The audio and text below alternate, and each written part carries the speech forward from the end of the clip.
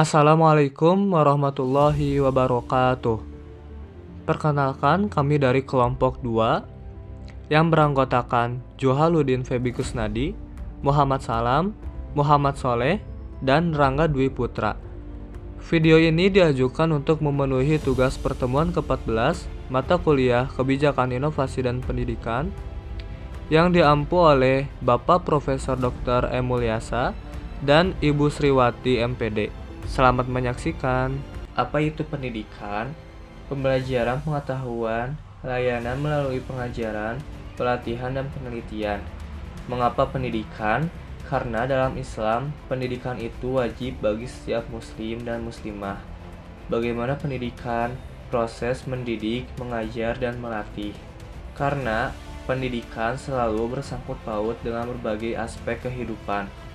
Kegiatan memobilisasi segenap komponen pendidikan oleh pendidik terarah kepada pencapaian tujuan pendidikan.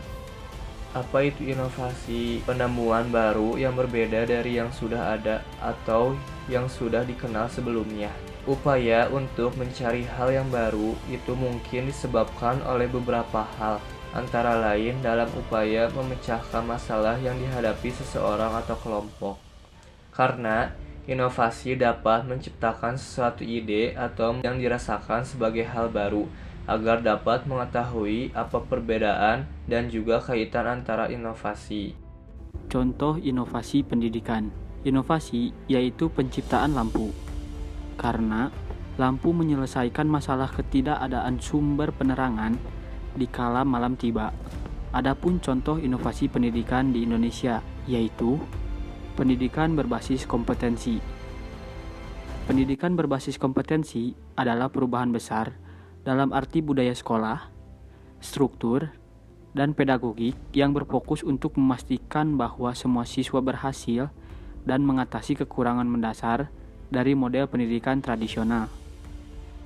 Pendidikan berbasis kompetensi dilaksanakan pada tingkat yang lebih dalam di lebih banyak sekolah dan kabupaten setiap tahunnya. Dan negara bagian mulai menyesuaikan kebijakan untuk memungkinkan inovasi pendidikan berbasis kompetensi. 3 resep inovasi pendidikan. Menurut Menteri Pendidikan dan Kebudayaan, Bapak Nadiem Makarim, ada 3 resep menuju inovasi pendidikan. Yang pertama, fleksibilitas atau kebebasan otonomi untuk bereksperimen dan menentukan titik jalan yang tinggi. Kedua, diberikannya research yang cukup, baik itu research pelatihan, research ilmu, research finansial, dan research mentoring.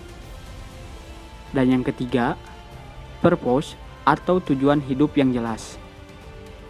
Bila ketiga kriteria sudah terjadi, tidak mungkin institusi pendidikan di Indonesia tidak akan improve. Tapi, kenyataannya sulit untuk mencapai ketiga resep tadi, karena banyaknya aturan regulasi dan sekat-sekat yang mempersulit proses inovasi. Apa kebijakan dan kebijakan pendidikan itu? Kebijakan pendidikan adalah suatu penilaian terhadap sistem nilai dan faktor-faktor kebutuhan situasional yang dioperasikan dalam sebuah lembaga sebagai perencanaan umum untuk panduan dalam mengambil keputusan agar tujuan pendidikan yang diinginkan bisa dicapai.